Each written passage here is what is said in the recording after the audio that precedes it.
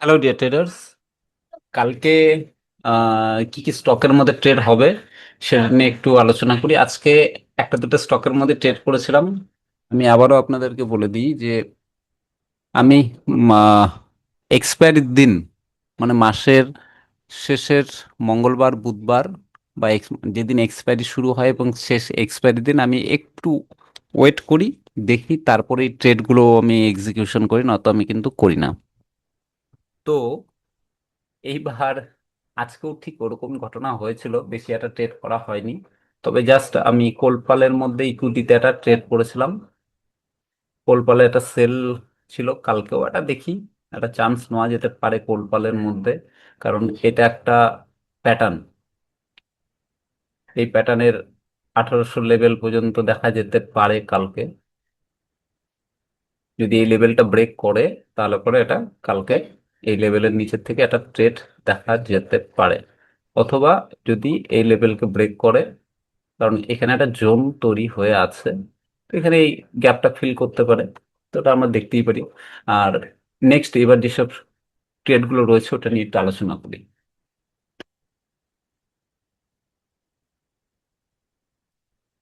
প্রথম আমাদের যে স্টক এসেছে, অ্যাকচুয়ালি আমি একটু সাইডওয়েজ স্টকগুলো যে আছে সেই সব, যে অনেক দিন ধরে সাইডওয়েজ, সেই স্টকের মধ্যে একটু মেনলি ফোকাস করি, তারপরে অন্য ট্রেড নেওয়ার চেষ্টা করি। তো দেখুন, ওয়েল যদি কালকে একটা ব্রেক করে তাহলে একটা ট্রেড আসতে পারে এইখান থেকে। অয়েল সেক্টরের মোটামুটি 1%, হয়তো অতটা নাও যেতে পারে, আর আপসাইডের আমি এই লেভেল দেখবো। তবে যদি আমরা এইখানের এই লেভেলটাকে দেখি, ওয়াইটা বেশ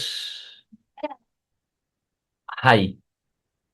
তো এখানে একটু ওয়েট করে 72 এর নিচে একটা ট্রেড নিতে নিতে পারি, 0.5% থেকে 1%-এর অ্যাপ্রক্সে একটা মুভমেন্ট পেতে পারি। তবে আপসাইডে একটা খুব একটা মুভমেন্ট হবে হয়তো বলে আমার মনে হচ্ছে না। নিফটি, এর জন্য আমাদের কি দেখতে হবে, নিফটি অয়েল এই সেক্টরটা যদি দেখি আর একটু ক্লিয়ারিটি আমাদের এখান থেকে পাওয়া যাবে। এটা বলছে যে এই লেভেলের নিচে একটা ট্রেড হতে পারে, ঠিক আছে। তো এর উপরে আমরা এটা দেখতে পারি আজকে বেশ ভালো একটা এই গ্যাপটা একটা ফিল করার চেষ্টা করতে পারে। আর 1 আওয়ার্স ক্যান্ডেল যদি দেখি, এখানে একটা এই জোনের থেকে একটা ফল হতে পারে। আর যদি আপ ট্রেন্ডে যায় তাহলে পরে আমরা অয়েল আপ ট্রেন্ডে গেলে মোটামুটি 78-এর থেকে একটা চেষ্টা করব। এখানে 0.5%, একটা স্টকের মধ্যে 0.5% যাওয়া মানে অনেকটাই, অপশনে অনেকটাই প্রফিট। তবে আরেকটা কথা বলে দিই, যে অয়েল যে স্টকটা রয়েছে তার মধ্যে কিন্তু আহ, যে অপশনের যে লিকুইডিটিটা খুব একটা ভালো থাকে না, তার জন্য আমি বেশিরভাগ সময় অয়েলকে ইগনোর করে চলি। তারপর রয়েছে আমাদের ফোনিক্স। ফোনিক্সের এটা তো এসেছে, যদি এই লেভেলের ব্রেকআউট আসে 46,1550, ওই লেভেলের থেকে যদি একটা ব্রেকআউট আসে, একটা পজিশন বানানো যেতে পারে। কারণ এখানে যেটা দেখছি 1,500-এ বেশ প্রচুর পরিমাণে কল অপশন, সরি পুট অপশনের সেলার রয়েছে। উম, এই জায়গাটায় ব্রেকআউট যদি আসে, তো তার আগে আমাদেরকে এটা জানা উচিত যে ফোনিক্স যে স্টকটা রয়েছে এটা কোন সেক্টরের। এটা হচ্ছিল নিফটি ইনফ্রা, মেবি দেখে নিই একবার। নিফটি ইনফ্রার মধ্যেই, ইনফ্রা তো নয়, রিয়েলিটি সেক্টরের মধ্যে সম্ভবত এটা আসে, ইনফ্রাতে নয়, রিয়েলিটি সেক্টরের মধ্যে ফোনিক্স। ফোনিক্সটা রিয়েলিটি সেক্টরের মধ্যেই আসে। রিয়েলিটি রিয়েলিটি সেক্টরের মধ্যে ফোনিক্সটা আছে। রিয়েলিটি সেক্টর যদি এটা, সবই আজকাল ডাউন ট্রেন্ডের মধ্যেই পিছিয়ে পড়ছে, মুভ করছে। 1 আওয়ার্স এর ক্যান্ডেল দেখলে পরে এটাও ঠিক অয়েল সেক্টরের মধ্যে একটা প্রিপারেশন নিয়েছে, একটা গ্যাপ আপ ওপেন হয়েছে, গ্যাপটা ফিল করতে পারে। তো ওয়েট অ্যান্ড ওয়াচ, দেখবো যদি ট্রেড আসে তাহলে পরে এটা চেষ্টা করবো, আর অথবা এর উপরে যদি স্টে করে তাহলে পরে একটা ট্রেড নেবো, না তো ট্রেড করার দরকার নেই। আজকে আরেকটা যদি দেখি, সেটা হচ্ছিল ম্যারিকো। ম্যারিকোটাও এফএমসিজি সেক্টর, ভালো করেই জানেন। এফএমসিজি সেক্টরের মধ্যে ম্যারিকোর ওয়াই ডেটা চেঞ্জিং ওয়াইটা যদি আমরা একটু ফলো করি, এটা নিফটি নয় স্টক, তো এখানকার চেঞ্জিং ডেটা গুলো খুব ভালো কাজ করে।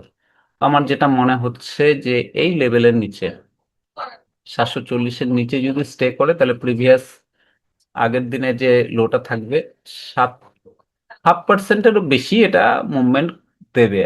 মোটামুটি ধরুন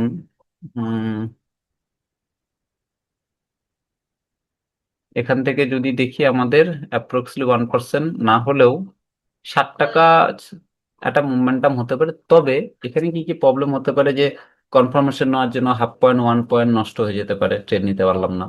তবে বাই সাইডের মধ্যে কিন্তু আগেই যাব না, কারণ এখানে দেখতে পাচ্ছেন ভালো করেই যে চেঞ্জিং ওয়াইটা কল অপশনের দিকে বেশ হাই। তো এখানে একটা প্রবলেম হতে পারে।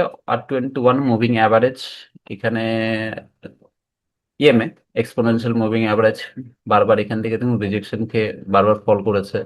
তো লাস্ট বোধহয় যতবার দেখবেন, অ্যাকচুয়ালি এই জায়গাটা যেমন একটা বাই ছিল, আসেনি, তারপরে এই জায়গায় সেলিং সাইডে নিয়েছিলাম। ঘুরিয়ে ফিরে ট্রেড তো করতেই হবে, নয়তো ইসে হবে। তো এই লেভেলের থেকে আমার অতটা ভরসা নেই। মাঝে মাঝে দেখুন, যখন আপনাদের কাছে ডেটা ক্লিয়ার থাকবে না, তো এটার উপরে ডিপেন্ড করে কিন্তু আপনি ট্রেডও নিতে পারতেন, যে ইএমএ এর থেকে যখন একটা রেজিস্ট্যান্স বানিয়ে আসছে। তো আজকে ওভারঅল মুভমেন্টও হয়নি ট্রেড নেওয়ার মতন। এখানে আমারও ক্যাপাসিটি নেই যে এখান থেকে সেল করি জানার পরে হোক। তো যাই হোক, কালকে যদি একটা ব্রেকআউট আসে তাহলে পরে এটা করা যেতে পারে। আর এইখানে একটা মনে হচ্ছে ট্রেন লাইন হবে এই জায়গাটায়, দেখা যাক কত। এটা এটা হোল্ডিংস এর জন্য, ইন্টারডের জন্য এই লেভেলটাই বলবো, যদি ম্যারিকো তো এই লেভেলে ব্রেকআউট দেয় তাহলে পরে এটা করব 740-এর নিচে। তো আমরা এখানে একটা প্রাইস অ্যালার্ট লাগিয়ে রাখি। তবে আমাদের কিন্তু এখানে কিছুক্ষণ স্টে করার পর তবেই কিন্তু করব, তার আগে কিন্তু করা উচিত হবে না। ঠিক আছে, ওটা করলে পরে কিন্তু আমাদেরকে এটা ভুল ডিসিশন হয়ে যাবে। তো এটা না নেওয়াই ভালো। তারপরে যদি দেখি ইন্ডাস টাওয়ার, ইন্ডাস টাওয়ার যদি আমাদের এটা এই লেভেলের থেকে ইন্ডাস টাওয়ারটা ওয়েট করা ঠিক হবে। দেখি 1 আওয়ার্স এর চার্টে কি বলে। 1 আওয়ার্স এর চার্টে এখান থেকে দেখুন, এই যে এই লেভেলটা, এই লেভেলের থেকে একটা সাপোর্ট নিয়ে উপরে উঠে গেছে। তো এর পরে আমাদের ওয়াই ডেটা কি বলে দেখে নিই একবার। সাইডওয়েজ সবই দেখি, আজকে আজকে খুব একটা ভালো ছিল না, মনের মতন ছিল না মার্কেট। তো এখানে চেঞ্জিং ওয়াইপ তো চেঞ্জ হয়ে গেছে, তাহলে এখানে একটা সুযোগ নেওয়া যেতে পারে। মানে এখানে call option, sorry, call option বেড়েছে, পুট অপশন ডাউন, ব্রেক করে কমে গেছে। মানে বায়ার এখান থেকে সরে এই জায়গাটায় এসেছে, সেটা হচ্ছে হলো 410। তাহলে যদি এই লেভেল থেকে কোনো প্যাটার্ন তৈরি হয়, তাহলে একটা আমরা নিতে পারি 400 এই লেভেলের থেকে একটা, যদি ডেটা এখান থেকে একটা প্রাইস অর্ডার লাগিয়ে রাখি, যদি আসে তাহলে পরে এটা হবে। টেক এম, টেক এম এর মধ্যেও সেই আগের মতনই সেম টু সেম। এখানে দেখুন প্রচুর পরিমাণে পুট অপশনেরটা রয়েছে, কল অপশনের তো এই জায়গাটাও, এটা ব্রেকআউট দিলে পরে তবে হবে। আজকে ছিল, আমি ঠিক অনেকগুলো স্টক দেখছিলাম, আর করতে পারিনি। সাইমেনটাও ফলো করছি, সাইমেন সেম টু সেমই প্রসেস তৈরি করছে, প্রায় স্টকে ওরকমই তৈরি করেছে। সাইমেনটা যদি দেখি, সাইমেন সাইমেন সাইমেন চেঞ্জিং ওয়াই, চেঞ্জিং ওয়াই এখানে কল অপশনের বেশি, এখানে আবার চেঞ্জিং ওয়াই, এখানে একটা রেজিস্ট্যান্স। এই লেভেল যদি ব্রেক করে তাহলে পরে আমরা এই লেভেল পর্যন্ত ওয়েট করতে পারি। এখানেও চেঞ্জিং ওয়াই চেঞ্জ হয়ে গেছে। ঠিক আছে, সাইমেনে দেখি, সাইমেন যদি এই লেভেলকে ব্রেক করে তাহলে পরে একটা চান্স নেব। মাঝে মাঝে দেখুন পিভট পয়েন্ট গুলো বেশ ভালোই কাজ দেয়। তো পিভট পয়েন্ট গুলো আপনারা কিন্তু একটু ফলো করতে পারেন, খারাপ না। কমসে কম প্রফিট বুকিং এর জন্য পিভট পয়েন্ট গুলোকে ইউজ করুন। এন্ট্রি যেমনই হোক না কেন, প্রফিট বুকিং এর জন্য এটা ইউজ করুন, তাতে আপনাদের পার্শিয়াল প্রফিট করতে আমার মনে হয় ভালো হবে। আবার এইখানে যখন আপনারা ট্রেড করবেন, তার আগে ইন্টারডে যখন করছেন, ইএমএ টাকে এইভাবে মার্ক করে রাখুন। এটা আপনাদের যে সাপোর্ট বা মানে কোথা থেকে রিটার্ন আসতে পারে এটার জন্য কিন্তু ভালো একটা জায়গা। আদানি গ্রিন, আদানি গ্রিনের যেটা মনে হচ্ছে দেখুন এতদূর পর্যন্ত একটা আসতে পারে, ঠিক আছে। তো এই লেভেলে আদানি গ্রিন একটু রিস্কি, তবে যেদিন মুভমেন্ট করে পাগলের মতন মুভমেন্ট করে। তো আদানি গ্রিনের একটা আমরা দেখে নিই, আদানি গ্রিন, আদানি গ্রিনে এই লেভেলের উপরে যদি 860, 860-এর উপরে যদি স্টে করে তাহলে একটা ট্রেড হতে পারে। 8 থেকে 70 পর্যন্ত ম্যাক্সিমাম টার্গেট নিয়ে চলুন, এর বাইরে ঠিক হবে না। তবে আদানি গ্রিনকে যতটুকু পারি, আদানি স্টক গুলো খুব ভালো ইসে না হলে পরে আমি ইগনোর করে চলি। জিএমআর পোর্ট, এটা এর আগের দিন ট্রেড করেছিলাম, এখনো কোনো কিছু আসেনি, যদি আসে তাহলে পরে এই লেভেলের উপরে একটা ট্রেড নেওয়ার চেষ্টা করব। এটা লিস্ট এসআরএফ, এসআরএফ এর মধ্যে দেখুন একটু চলুন, এসআরএফ টা ভালো ছিল, একটু এসআরএফ টা দেখে নিই। দেখুন আমি যখন ইন্টারডে ট্রেডিং করি একটা স্টককে কন্টিনিউ অবজার্ভ করতে করতে তারপর যখন আমার একটা লেভেলের মধ্যে আসে তখনই আমি ট্রেড করি, নয়তো কিন্তু করি না। ঠিক তো, এটা সবার ক্ষেত্রেই করতে হবে। খালি এই যে আপনি মানে ইন্ডেক্সের ব্যাপারটা আলাদা হয়, ইন্ডেক্স ঠিক আছে, ইন্ডেক্সে আমিও ট্রেড করি, কিন্তু যারা আপনারা নতুন আছেন তারা ইকুইটি ক্যাশে পড়েন, পড়ার পরে তবে করেন। তবে চলুন দেখি এসআরএফ এর এই যে চেঞ্জিং ওয়াইটা এখানে প্রচুর পরিমাণে রয়েছে। তো এইখান থেকে এসআরএফ এরকমও ঘটনা করতে পারলো, মানে এরকমও হতে পারে যে এখান থেকে মার্কেট কিন্তু এইসব কোনো প্যাটার্ন তৈরি করে এখান থেকে কিন্তু ফল করতে পারে। ঠিক আছে, আরো কিছু ইম্পর্টেন্ট স্টক রয়েছে, আমি সেটা আপনাদের সঙ্গে ইসে করব। তো এই লেভেলটা একটা সাপোর্ট জোন, এইখান সরি রেজিস্ট্যান্স জোন হতে পারে, হবে আর কি। কিন্তু এর উপরে যদি কিছুক্ষণ স্টে করে তারপরে যদি মুভ করে তাহলে পরে ওকে আছে, তাহলে পরে ঠিক আছে। নয়তো আগেই পজিশন না বানিয়ে একটু অপেক্ষা করব, অপেক্ষা করার পর তারপর যা হয় দেখা যাবে। এসআরএফ, তাহলে পরে এসআরএফ এর আমরা যদি পজিশন বানাই, আমার এখানে প্রাইস অ্যালার্ট অলরেডি এটা লাগিয়ে রেখেছি। আর এদিকে দেখি এইসব, দেখা যাক এখানে যদি আসে। আজকেও তো এরকম ঘটনাই ঘটিয়েছে মোটামুটি, তবে ট্রেড করাটা একটু ডিফিকাল্ট ছিল। এসআরএফ এইসবের থেকে গেল, এই লেভেলের থেকে একটা ট্রেড নেওয়া যেত, এরকম বড় মুভমেন্টাম হয়নি। তবে অ্যাকচুয়ালি আমি এইসব স্টক কেন দেখছি, দেখুন এই জোনের থেকে মুভমেন্ট হয়নি, এটা ধরে রেখে রেখে রেখে চলি। ক্যাম্পস, ক্যাম্পসের যদি এই লেভেলের থেকে ব্রেকআউট আসে সেটা হচ্ছিল 670, এখান থেকে ব্রেকআউট আসলে করা যেত। আর আজকে কিন্তু ক্যাম্পসের মধ্যে সেরকম হয়নি, সকালবেলা এরকম গ্যাপ আপ ওপেন হওয়ার পর নর্মালি আমি ট্রেড করি না, ইগনোর করি, কিছু করার নেই। এতটা বড় মুভমেন্ট হওয়ার পরে না হয় মাঝে মাঝে, অনেকে বলবেন যে গ্যাপ আপ হওয়ার পর তারপর হয়, তবে আজকে করেছিলাম। হাল যে রয়েছে, হালের মধ্যে একটা ট্রেড আমি নিয়েছিলাম।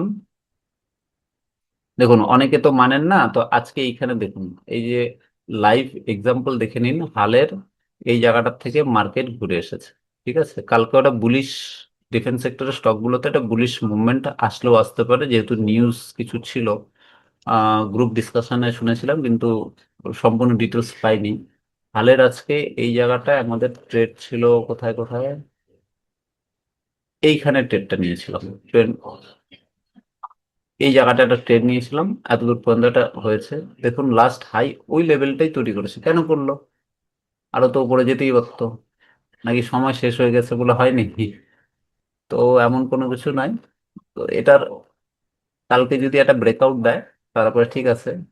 হাল আমার প্রচুর, হালে একটা অনেক হাই প্রাইসে আমার কেনা রয়েছে, আমার একটু অ্যাভারেজও করতে হবে। হোল্ডিং এর জন্য ঠিকঠাক আছে। এই ট্রেন লাইনের উপরে বেস করে কিছু কিছু অল্প অল্প করে কোয়ান্টিটি নিয়েছি, কিন্তু খুব একটা রয়ে চলে আসছে। তবে ডিফেন্স সেক্টরে কিন্তু ইনভেস্ট করার মতন খুব ভালো জায়গা, যে যদি একটা ট্রেন লাইন ড্র করি তাহলে হয়তো এখানে ট্রেন লাইন থেকে রিজেকশন খাওয়ার পর এটা হতে পারে। জাস্ট একটা পরিকল্পনা মাত্র, অন্য কোনো কিছু নয়। তো এটা আপনারা দেখতে পারেন, ঠিক আছে। তো এই লেভেলের, তো হালের যদি, হালের ট্রেন্ডিং ওয়াইটা এখানে অনেকটাই বেশি, তো এখানে একটু চিন্তার বিষয়। কালকে না হলে পুরো 2-3 দিনের মধ্যে একটা ব্রেকআউট যদি দেয় তাহলে করবো, নাহলে করবো না, ঠিক আছে। আচ্ছা ইউপিএল, ইউপিএল এটা কিন্তু যা প্যাটার্ন, তবে ইউপিএল খুব রেয়ার কেস মুভমেন্ট করে। কালকের জন্য এটার জন্য অপেক্ষা করছি, যদি এই লেভেল ব্রেক করে তাহলে পরে একটা চান্স নেওয়া যেতে পারে। সেটা হলো 600, 602 এইসবের ওপরে যদি হয় তাহলে 616, না হলে 612, 10 এরকম আর কিছু মুভমেন্ট, 1% একটা মুভমেন্ট আসতে পারে, এটা দেখা যেতে পারে। আপনারা এটা নোট করে রাখতে পারেন। দেখুন যতগুলো ইকুইটি ক্যাশ যে আছে না, সেটার মধ্যে কি করে সেট আপ করবেন যদি না পারেন, আপনি আমাকে হোয়াটসঅ্যাপ করতে পারেন। আমি যখন ক্লাস করাই তখন ক্লাসের মধ্যে টেকনিক্যালি কি কি ভাবে সেট করতে হয়, কিভাবে করতে হবে, কোন কোন চার্ট প্যাটার্ন কি ইউজ করবেন, কেন করবেন, সব চার্ট প্যাটার্ন সব কিছুর জন্য নয়, তো কেন করবেন সেটা ইসে করতে পারেন। আর ইভেন ইন্ডেক্সের মধ্যে প্রচুর পরিমাণে কিন্তু এখন অপশনে ট্রেডিং করতে গেলে প্রচুর প্রাইস, মানে সরি, চার্জেস দিতে হচ্ছে, খুব ডিফিকাল্ট। যে ইন্ডিয়া ফিক্স যদি ফলো করি, তো ইন্ডিয়া ফিক্সের আজকে আমি দেখেছেন, আমি প্রত্যেক দিন কিন্তু ইন্ডিয়া ফিক্সকে একটু মার্ক করে তারপর চলি। টোরেন্ট ফার্মা আমি এর আগের দিন বলেছিলাম এই রেঞ্জের থেকে, আমারও আজকে খুব একটা টোরেন্ট ফার্মার মতো হয়নি। ইনস্ট্যান্ট একটা মুভমেন্টটা খুব একটা ভালো হয়নি বলে আমি, তবে উইকলি সাপোর্ট বা এই লেভেলের থেকে এটা করা, এই জায়গাটার থেকে আমার করাটা দরকার ছিল। তো সকালবেলা পজিটিভ মুভমেন্ট হওয়ার পর তারপর আমি আর ইগনোর করেছিলাম, তো হয়নি। এনটিপিসিও আমি এর আগের দিন বলেছিলাম যে এই লেভেলের থেকে একটা ট্রেড করা যায় বা এই লেভেল ব্রেক করলে, তো এই লেভেল তো ব্রেক করেনি। মাঝে মাঝে কি হয়, 2-4টা ক্যান্ডেল কনফার্মেশনের জন্য 2-4-5 পয়েন্ট আমার নষ্ট হয়ে যাবে। তো ওইটাকে ভাবনা চিন্তা করে তারপরে কিন্তু করতে হবে, উইথাউট কনফার্মেশন করা যাবে না। পাওয়ার গ্রিড আমরা এই লেভেলের জন্য ওয়েট করছি, যদি ব্রেক করে তাহলে পরে দেখতে পারি। এবার এর চেঞ্জিং ওয়াইটা একটু যদি দেখে নিই, বাকি সবাই আশা করি চেঞ্জিং ওয়াই বলছে এখানে, কল অপশনের ওয়াইটা বেশি, পুট অপশনের চেঞ্জিং ওয়াইটা কম। তারপরে একটা আমরা 80 পর্যন্ত, 93 থেকে একটা ফল করতে পারে, 80 পর্যন্ত একটা টার্গেট রাখা যেতে পারে পাওয়ার গ্রিডে। তো দেখা যাক, যদি এই লেভেলটা ব্রেক করে তাহলে পরে 80, না হলে পরে 86, অত দরকার নেই।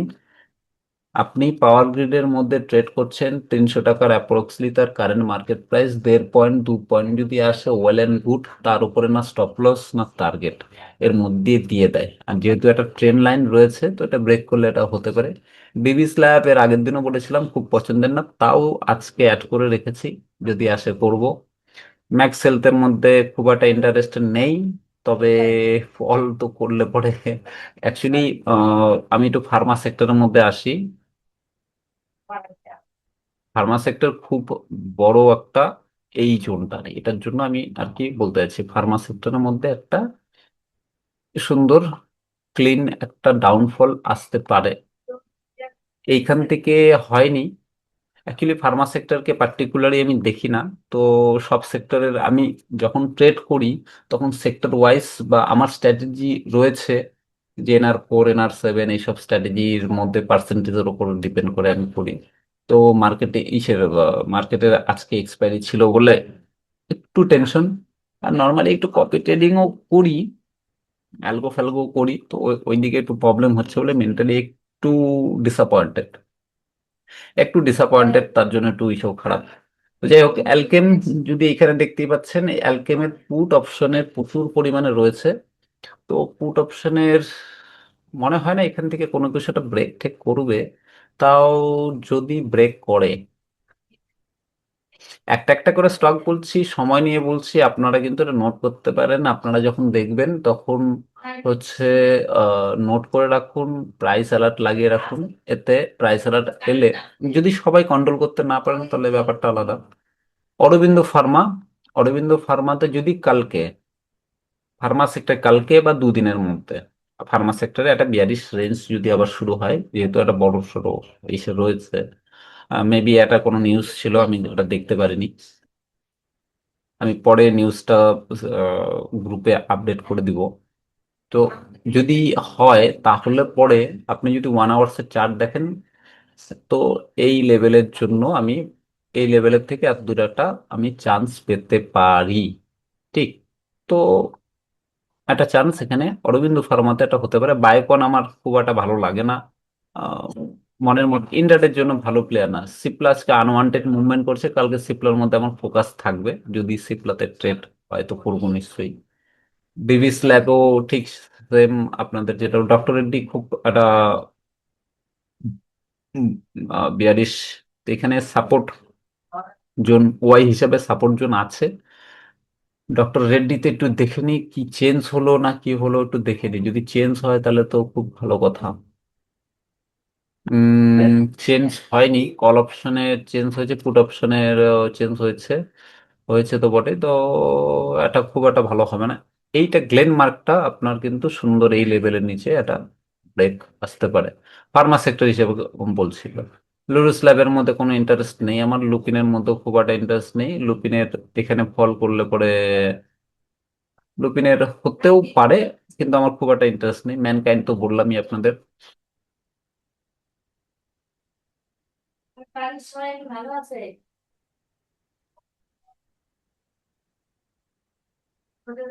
ফ্লোরেন্ট ফার্মা এর আগের দিন আলোচনা করেছিলাম, তো এটা আনওয়ান্টেড, এটা আমার হাতের বাইরে ছিল। আচ্ছা, এবার ডিফেন্স সেক্টরের মধ্যে যদি দেখি, ডিফেন্স সেক্টরের স্টকের এই লেভেল যদি ব্রেকআউট করে তাহলে পরে একটা হতে পারে ডিফেন্স সেক্টরে। সোলার অ্যান্ডি আর মধ্যে আমি ইন্টারেস্ট না, তো বিডিএল, বিডিএলটা হ্যাঁ, বিডিএল এর মধ্যে আপনি একটা পেতে পারেন। বিডিএল এর এটার মধ্যে একটা হতে পারে, বিডিএলটা দেখা উচিত ডিফেন্স সেক্টর যদি আপনি দেখেন। তারপর বেল, বেলের মধ্যে হ্যাঁ, এই ভারত ফোর্সটা আমি ফোকাসে রেখেছি। যেটার মধ্যে ফোকাসে রেখেছি আমার তার মধ্যে দেখুন প্রাইস অ্যালার্ট লাগানো, আমি একটা একটা করে প্রাইস অ্যালার্ট দেখি, তারপর এটা ট্রেড করি। তো ভেল, সরি, ভারত ফোর্স, ভারত ফোর্স মোটামুটি 1650 এই লেভেলের নিচে এটা হতে পারে। আরো অনেকগুলো স্টক রয়েছে, যদি এতগুলো বলি তো পাগল হয়ে যাবেন। তো নর্মালি আমি এতগুলো স্টকই দেখি, সবগুলো স্টাডি করি, 2-3 ঘন্টা ধরে স্টাডি করি, তারপরে যা একটা আছে তো সেটার মধ্যে করি। তো ওই হিসাবে এটা চেষ্টা করা আর কি। দেখুন এইখানে আমি সবাইকেই বলছি, আবারও বলবো, দেখুন আমি সবার নাম পর্যন্ত লিখে রেখেছি, যে যার যার স্টকের মধ্যে দিমাগ লাগান। এক্সট্রা আমাদের যে টিম ওয়ার্ক আমরা যেটা করছি, সবাই নিজের মতন করে নিজের স্টকের মধ্যে দিমাগ লাগান, চেষ্টা করুন। সিম্পল এটা আপনাদেরকে ভালো করে বলি, কারণ আমি আগে ক্লাস করাতাম, কিন্তু সবাই যদি, দেখুন প্রবলেম লাইফে সবার থাকবে, তো এই প্রবলেম, আমি যদি আমার প্রবলেম নিয়েই থাকি তাহলে করে হবে না। তো প্রবলেম সবার লাইফেই থাকবে, কিছু নয়। আপনি প্রত্যেক দিন, প্রত্যেক দিনও দরকার নেই, আমরা একটু বোকামি করে ফেলি, আমরা ডেলি দিন ট্রেড করতে চাই, সম্ভব হয় না। তাহলে পরে আপনিও ভগবান হয়ে যেতেন, আমিও ভগবান হয়ে যেতাম। আপনি সপ্তাহে 3টা ট্রেড বের করুন, আপনার সেক্টরে 3টা ট্রেড, সপ্তাহে 4 দিন, মানে হচ্ছে গিয়ে 12খানা ট্রেড, ঠিক আছে? 12খানা ট্রেডেরও দরকার নেই, আপনি যদি ওভারঅল যদি 10খানা ট্রেড এক মান্থলি বের করতে পারেন একটা স্টকের মধ্যে, একটা সিম্পল, ভালো করে সবাই বুঝে নিন, চেষ্টা করুন। আপনার কি প্রবলেম, তার প্রবলেম, এইসব প্রবলেম শুনে লাভ নেই। তাহলে পরে আপনি যদি সেরকম বড় ইনভেস্টর হয়ে থাকেন, আপনার প্রবলেম শোনার সময় আছে সবার, আপনার কাছে যদি ক্যাপাসিটি থাকে, আপনার প্রবলেম সবাই শুনবে। কিন্তু যদি আপনি ছোট মোটো ট্রেডার হয়ে থাকেন, স্টক মার্কেট করার জন্য আসছেন, স্টক মার্কেটে ছাড়া আপনার কাছে এই পৃথিবীতে অন্য কোনো কিছুর জন্য সময় নেই। কারণ আমরা যদি ট্রেডিং করে ইনকাম না করতে পারি, তাহলে পরে আমাদের প্রবলেম সারা জীবনে কোনোদিনই শর্ট আউট হবে না। তো প্রবলেম সলভের আমাদের মতন ফ্যামিলির লোকজনের একটাই জায়গা, সেটা ছিল মানি। এটা এনাফ। একটা টিমের মধ্যে 4 থেকে 5 জন, মানে আপনি মাস গেলে 50খানা ট্রেড করছেন, 50 ট্রেড, 50 ট্রেডের মধ্যে আমি ধরে নিচ্ছি যে আপনি যদি ভালো ট্রেডার হয়ে থাকেন, তাহলে পরে 10টা ট্রেড, আমি ম্যাক্সিমাম 10টা ট্রেড আপনার লসে গেল, 40টা ট্রেড আপনার প্রফিটে গেল, আপনার 30টা ট্রেড আপনার টোটাল প্রফিট। 30টা ট্রেডে, প্রত্যেকটা ট্রেডে যদি আপনি 1000 টাকা করে প্রফিট করার ক্যাপাসিটি রাখেন, এনাফ। 1000 টাকা মিন্স, আজকে আমি যেমন আম, আমার পছন্দিত একটা ট্রেড যেটা আমি দিয়েছিলাম সেটা হচ্ছে কোলপাল। কোলপালের আমরা সেল করেছিলাম সম্ভবত 18-26 থেকে। তো 18-26 থেকে সেল করার পরে আমাদের প্রফিট 10 পয়েন্টের মতন প্রফিট হয়েছে। 1 টাকা আমাদের এটার মধ্যে চার্জেস কাটে। 12 পয়েন্টের মুভমেন্ট হয়েছে, আমি 10 পয়েন্ট ধরে নিচ্ছি, 9 পয়েন্ট মুভমেন্ট হচ্ছে, পাক্কা 9 টাকা আপনি একটা স্টকের মধ্যে প্রফিট করছেন। 1000 টাকা প্রফিট মানে হচ্ছে গিয়ে আপনি 110 খানা স্টক নিচ্ছেন, রাইট? 110 খানা স্টক 18-26 ডিভাইডেড বাই আপনি 4 দিয়ে ভাগ করুন, তাহলে আপনার 50,000 টাকা ক্যাপিটাল দরকার। এটুক। আমরা স্টপ লস যেটা দিয়েছিলাম কোলপালের, আমি আরো দেখাচ্ছি যে কোথায় কোথায় ট্রেড হতো, কেন করেন না, কেন হয় না আমি জানি না। এটা সুন্দর, 50,000 টাকা ক্যাপিটালে 500,000 টাকা ইজিলি ইনকাম করা যায়, খুব সুখে খুব শান্তিতে কামাই করতে পারবেন। আমি জানি না কেন হয় না, কি হয়, সিম্পল একটা লজিকের মধ্যে ট্রেড করেছিলাম, হয়তো এখানে ভিডাব্লিউএপি রয়েছে। এখন আপনাদেরকে এই কিছু টেকনিক সুন্দর করে সাজাতে হবে, অন্য বেশি কিছু নয়। এটা এই যে এই রেঞ্জের থেকে যখন আমার এই যে এই লেভেলের থেকে, এটা আমারও ট্রেড নয়, এটা আমার গ্রুপ ওয়ার্ক, শুভম বলতে যে আছে, সেই ট্রেডটা বের করেছে এটা। Thanks to Shubham. শুভম এই ট্রেডটা বের করেছিল, তো আমি এই ট্রেডটার মধ্যে থেকে আমরা প্রফিট করেছি। মানে শুভমকে অসংখ্য ধন্যবাদ ভাই, যে এই সুন্দর করে এটা, এটার বের করার একটা টেকনিক রয়েছে, সেটা আমি শিখিয়েছি, বলেছি তাই জানে আজকে। তো সেটা আমার খালি ক্যাপাসিটি নয়, শিখেছে তাই জানে, আপনারাও শিখে পড়ে আপনারাও জানলেন। এবার ব্যাপার হচ্ছে, এখান থেকে ট্রেড নেওয়ার পরে, এই লেভেলের থেকে ট্রেড নেওয়ার পরে এই জায়গাটায় 28 আমার নিতে নিতে এই ক্যান্ডেলটা হয়ে গেছে। এখান থেকে ট্রেড নেওয়ার পর আমরা এর ওপরে গিয়ে স্টপ লস মানে 12 টাকা, এই 40-41-এর এই লেভেলের, 40 টাকা আর 41 টাকার এই লেভেলের স্টপ লসটা রেখেছিলাম, 12 টাকা 50 পয়সা। তারপরে মার্কেট ফাইনালি যদি দেখি আমার 15 টাকা প্রফিটে গেছে। তো প্রথম 20, ঠিক আছে, 20 থেকে তারপরে 20-তে কিছু প্রফিট বুক করার পর তারপরে এই সব জায়গায় কিছু প্রফিট বুক করেছি 15-16-তে।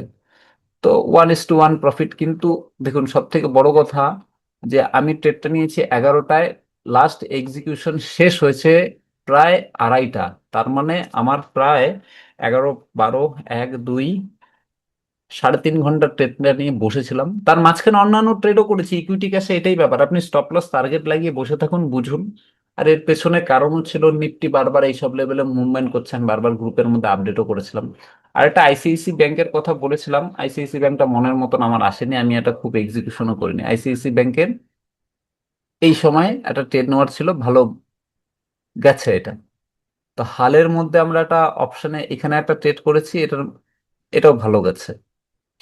তো নিফটিতেও ট্রেড করেছি, নিফটির কথা আমি এখানে মেনশন করছি না, আমি নিফটির থেকে একটু সবাইকে দূরেই রাখি, আমি নিজে করি। নিফটিতে ট্রেড করার জন্য ক্যাপাসিটিও সেই লেভেলের থাকার দরকার। সম্ভবত আমরা নিফটির এইখানে একটা ট্রেড নিয়েছিলাম, এই জায়গাটা একটা ট্রেড নিয়েছিলাম, আর এখানে একটা নেওয়ার চেষ্টা করেছিলাম, যেহেতু বুলিশ, এখানে একটা নেওয়ার চেষ্টা করেছিলাম, তারপরে হয়নি, এইখানে একটা করেছি। একটু খারাপ গেছে, যাবেই এটা। তো ব্যাপার হচ্ছে যে আপনারা যারা ট্রেড করছেন তারা ওই ইসেতে করুন। এখন দেখি, দেখুন যে আমরা যদি উম, সবার সেক্টরের মধ্যে নাম লেখা আছে, তো আপনাদের ওটা দেখা উচিত। এখন যেমন প্রাইভেট ব্যাংক, বেশি কিছু বোঝার এবং শেখার দরকার নেই। মার্কেট বুলিশ হওয়ার পর নিফটিও নিচে যাচ্ছিল, প্রাইভেট ব্যাংকও অলরেডি নিচে যাচ্ছিল। বেসিক যদি চিন্তা ভাবনা করেন, আপনাদের একটা সিম্পল কথা বলি, মাঝখানে কখনো এন্ট্রি না করে একটা সাপোর্ট বা রেজিস্ট্যান্স লেভেল বুঝে নিন। সাপোর্ট বা রেজিস্ট্যান্স লেভেলের জন্য আপনাদের কোনো পিএইচডি করার দরকার নেই, এই হচ্ছে পিভট পয়েন্টের একটা, এই একটা, এই একটা, করেন না এটুকুর মধ্যে, মার্কেট এসবের মধ্যে তো ঘুরেছে, এখানেও আপনাকে চান্স দিয়েছে। এই লেভেলের মধ্যে আমি ট্রেড করবো না, নিয়ম হিসেবে ট্রেড আসে না। তো এই যে এই জোন তৈরি করেছে, এটা সুন্দর করে সাজান না, কি অসুবিধা? এই যে এই জোনটা একটা, এই একটা জোন, এই একটা জোন, এই 3টা জোনের মধ্যে মার্কেট যখন ঘুরছে তখন করুন। এখন আপনি বলবেন মার্কেট শেষ হওয়ার পরে আপনি কি করে বললেন? মার্কেট হয়ে গেছে এখন সবাই বলতে পারে, সেটা ব্যাপার নয়। ব্যাপার হচ্ছে এখানে সিম্পল কথা, আমি সবাইকেও ইসেও করেছিলাম, নর্মাল সবাইকে বলেও দেই যে মার্কেট এটা সবাই ভালো করে জানেন, যারা আমার কাছ থেকে শিখেছেন, আমি এখানে বাই করব না, এখানে আমি বাই সাইডে যাবই না। এবার মার্কেট রিটেস্ট করে যখন ফল করার চেষ্টা করছে, এইখানে আমি একটা ট্রেড নিতে পারি। হ্যাঁ, ইএমএ রয়েছে বলবেন, এখানে তো নিয়ম বিরুদ্ধ। ইকুইটি ক্যাশে কম কোয়ান্টিটিতে এখানে একটা পজিশন বানানোর চেষ্টা করেন, এইটুকু এখানে আসছে এক্সিট করে দিন। তার মানে আমি যদি আপনাদেরকে বলি টাইমিং এর কথা বলি, যে টাইমিং যদি দেখি, দেখুন 10টা 18-তে সেলিং সাইডের একটা ট্রেড হয়, ঠিক আছে। 10টা 18-তে বাকি স্টকের মধ্যে দেখেন যে 10টা 18-তে এই এই জনের মধ্যে ট্রেড হয়নি। আমার বেসিক রুলস এর মধ্যে এই ট্রেডটা হয়নি, ছেড়ে দিন। কিন্তু 10টা 18 এখানে বলবেন যে আহ, এই ব্যাংকটা ফল করেছে বা এখানে কি স্টপ লস হিট করেছে? অনেস্টলি স্টপ লস হিট করেনি, 0.5%-এর মতন আপনি এখানে প্রফিট পেয়ে যেতেন। প্রাইভেট ব্যাংক এইসব লেভেলের থেকে রিজেকশন, এইসব লেভেলের থেকে উপরে উঠে গেছে। তো এই ব্যাংক আপনি ইগনোর করেন। এক্সিস ব্যাংক 10টা 18-তে এইসব জায়গার থেকে ফল ফল যদি নর্মালি এখান থেকে ট্রেড করলে পরে প্রিভিয়াস ডে এইসব জায়গা থেকে প্রফিট বুক করা যায়, তো আপনি এটাকেও ছেড়ে দিন, করলাম না, এখানে বেশি একটা পয়েন্ট ক্যাপচার হবে না, ছেড়ে দিন। আমাদের ওই একটা সেক্টর থেকে আপনি ট্রেড বোঝার পরে, সেক্টর থেকে আপনি কনফার্মেশন, সেক্টরগুলো এবং ইন্ডেক্স দেখে আপনি কনফার্মেশন নিন যে ট্রেড করবেন কি করবেন না। তারপর আপনি স্টকের মধ্যে দেখুন যে আমার 0.5%, মিনিমাম যেন 0.5% একটা প্রফিট থাকে, সেই সব জায়গায় আপনি সেই সব স্টকের মধ্যে একটা পজিশন বানান। 10টা 18-তে এখানে দেখুন তো এই ট্রেডটা করা যেত কিনা, এখানে কত পার্সেন্ট গেছে, সম্পূর্ণ রুলস রেগুলেশনের মধ্যে আসছে, এর থেকে উপরে তার কোনো কিছু হয় না। আপনি এখানে করুন, আপনি এখানে বেশি না, 30,000, আপনার কাছে 1 লাখ ক্যাপিটাল আছে, তিনটা তিনটা পার্টে আপনি যদি ট্রেড করেন, সিম্পল কথা। আমি এটার মধ্যে করতে পারিনি, আমার এটা দুঃখজনক ঘটনা যে আপনাদেরকে সবাইকে শেখানোর পর আপনারা এখানে মিস করেন বা ভিডিও দেখেন না বা কোনো কিছু। তো আমি যাই না, আমি আপনাদেরকে দেওয়ার কথা, দেখানোর কথা, শেখানোর কথা, এবং নিজে যতটুকু পারি করি। আপনারা লস নিয়ে বেরোবেন সেটা আপনাদের ব্যাপার, ট্রেডিং ছেড়ে অন্য কাজও করতে পারেন, বেটার হয়। আপনি এখানে 30,000 যদি ক্যাপিটাল ইউটিলাইজ করেন, আমি 4 গুণ মার্জিন ইউজ করি, 30,000 ক্যাপিটালে এখানে আপনি 265-তে একটা সেল যদি করেন, ডিভাইডেড বাই 200, আপনার আসছে প্রায় 450 স্টক আপনার আসছে, ঠিক আছে। 450 স্টকে আপনি 2 পয়েন্টের মতন প্রফিট করছেন, নিড অ্যান্ড ক্লিন। 900 টাকা আপনার প্রফিট হচ্ছে, করুন এখানে 500-600 টাকা প্রফিট করে বের করে দিন। এইচডিএফসি ব্যাংক খুব একটা হয়নি, তাও আমি বলবো এখান থেকে এইচডিএফসি ব্যাংকের প্রত্যেকটা সেক্টরের স্টকের মধ্যে কিছু কিছু স্টক অপশনের করার জন্য ইম্পর্টেন্ট, কিছু কিছু স্টক হচ্ছে হলো ইকুইটিতে করার জন্য উপযুক্ত। তো এটার মধ্যে আপনি অপশনে, এইচডিএফসি ব্যাংকের অপশনে 10টা 18-তে সুন্দর এখানে একটা ট্রেড করতে পারতেন। যারা দেখছেন যেটা, এখান থেকে 744 থেকে আপনার এসেছে, এটার মধ্যে 0.5%-এর মতন প্রফিট এসেছে আশা করি। 0.5% মানে 1 থেকে 1,500 টাকা চোখ বন্ধ করে। চলুন একবার দেখে নিই এইচডিএফসি ব্যাংকের, আমি মিথ্যে কথা বলছি না, সত্যি কথা বলছি। এইচডিএফসি ব্যাংকের ফল করেছে এইসব লেভেলের থেকে, এইচডিএফসি ব্যাংকের 750, একটু ইন্দামানিতে 750 পুট অপশন।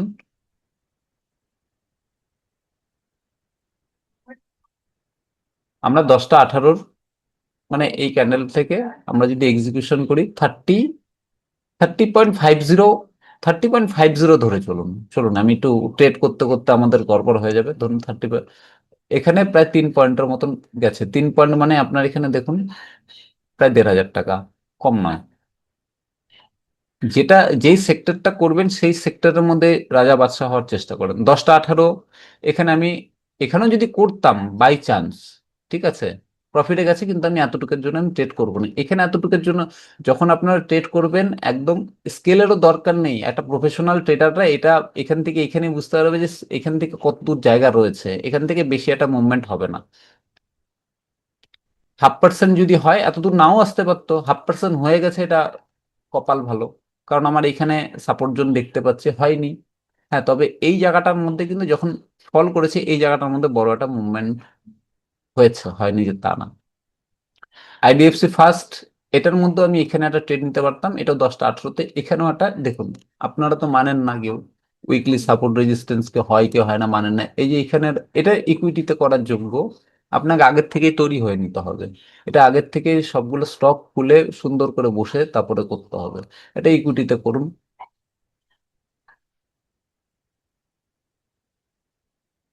ইন্ডাসিয়ান ব্যাংক, আপনারা এটা মানবেন না, কিন্তু ভাই এখান থেকে রিটার্ন যায় মার্কেট। তারপর আমি এখানে আরেকটা ট্রেড দেখাচ্ছি, একটা ট্রেড দেখালাম, দুটো এইখানে। কোটাক ব্যাংক 10টা 18, এখানে সুন্দর গেছে। আমরা মানবো না, আমরা মানবো না, স্ট্র্যাটেজি মানবো না, করবো না। কোটাক ব্যাংকের মধ্যে অপশনে করতে পারেন। গেছে তো, যথেষ্ট গেছে, আর কত চাই। এটা আমার সব থেকে দুঃখজনক ঘটনা, এই জন্য আমি এখন ক্লাস করাই না, এখন ইউটিউবের ভিডিওতেই যতটুকু করানো হবে। তো আরবিএল ব্যাংকের মধ্যে হয়নি, কোটাক ব্যাংকে কেন করব?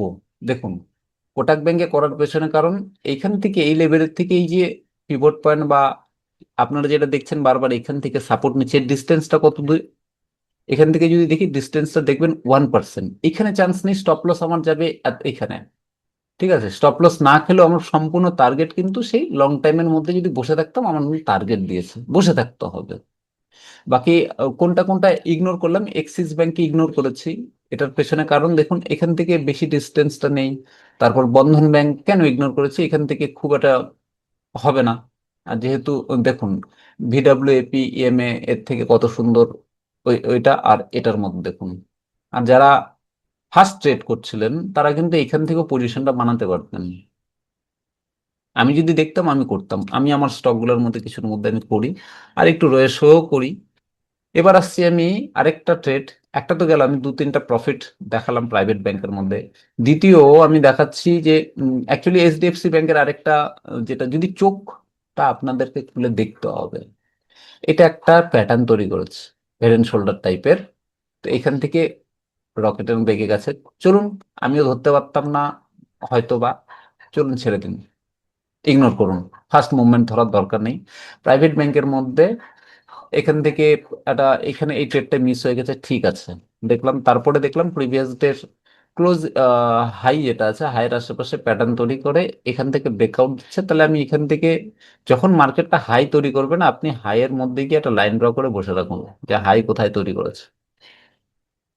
লো ছিল এখানে, আর লো, এই প্রথম 5 মিনিটে লো ছিল এখানে, অনেকক্ষণ থাকার পরে এই লোকে ইগনোর করা যায়। তো এখান থেকে যদি দেখি, তো এবার এটার টাইমিংটা কখন দেখুন, 11টা 45 বাই সাইডের জন্য। 11টা 45-এ এখানে কি করা যেত? 11টা 45, এই স্মল ব্যাংক, এটা তো 11টা 45-এ দেখিনি আরেকবার, সরি 12টা 45।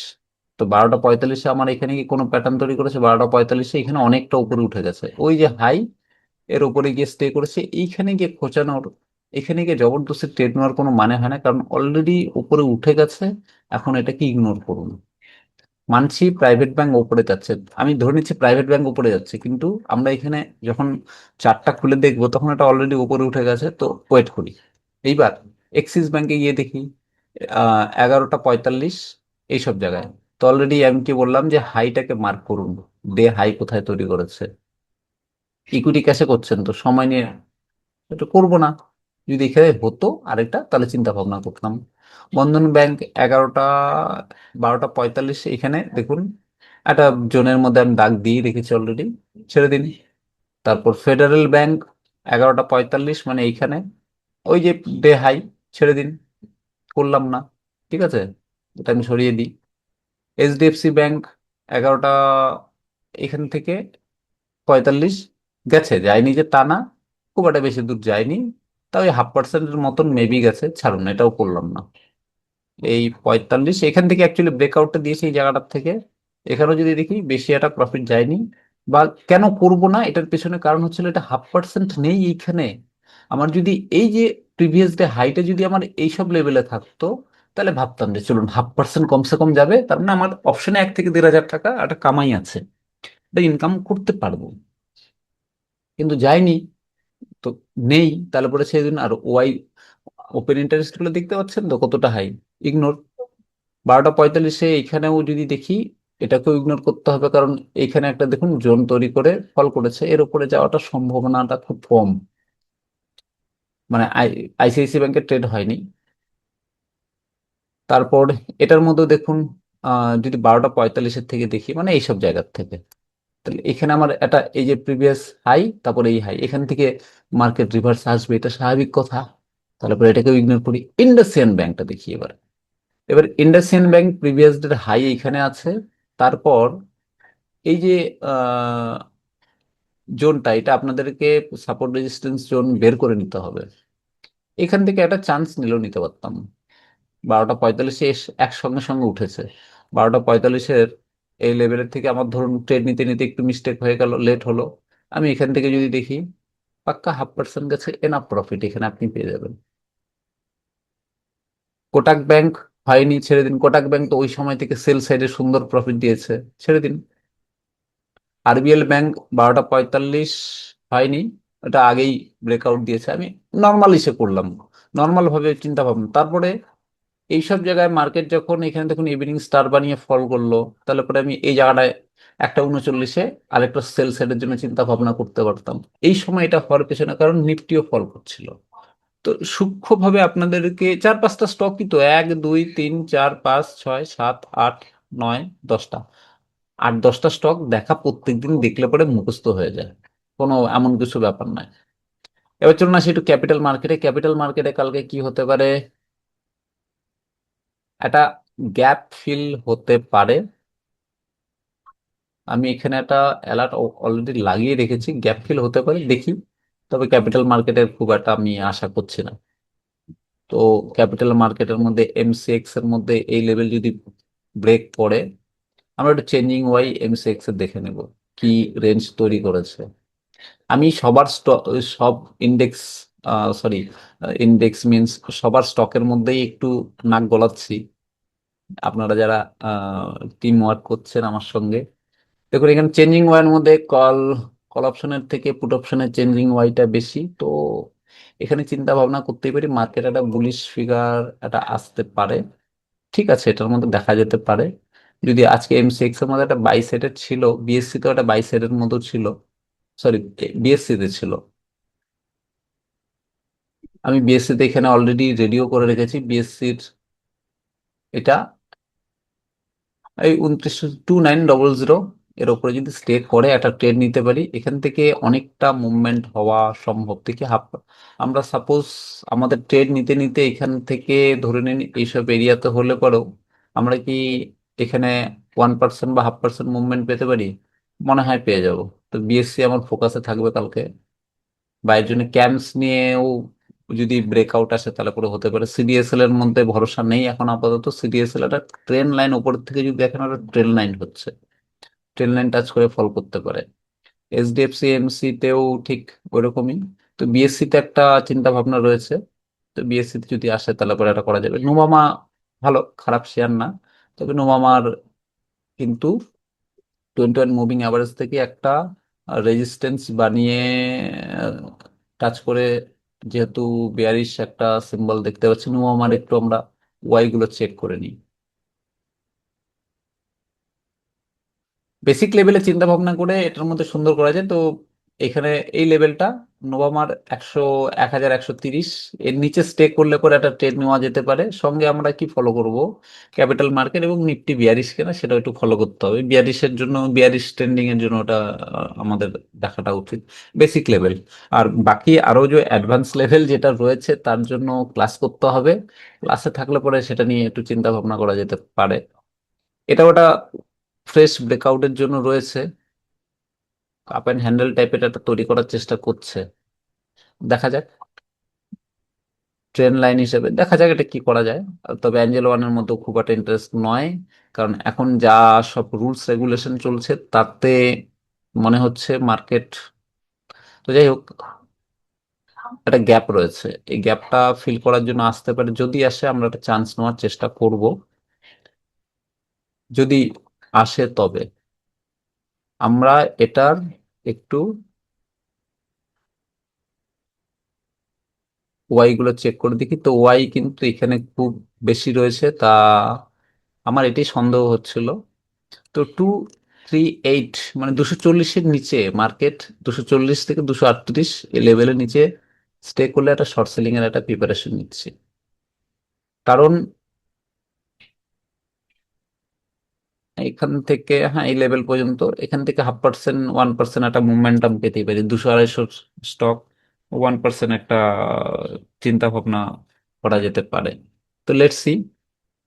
আর ওভারঅল আপনি যদি দেখেন যে এখানে একটা কিন্তু সুন্দর আগেও এটা তৈরি করেছে, এই যে এই জোনের থেকে রিভার্স এসেছে, বিগ ফল হয়েছে, তো সেলার এখান থেকে অ্যাক্টিভ থাকতেই পারে।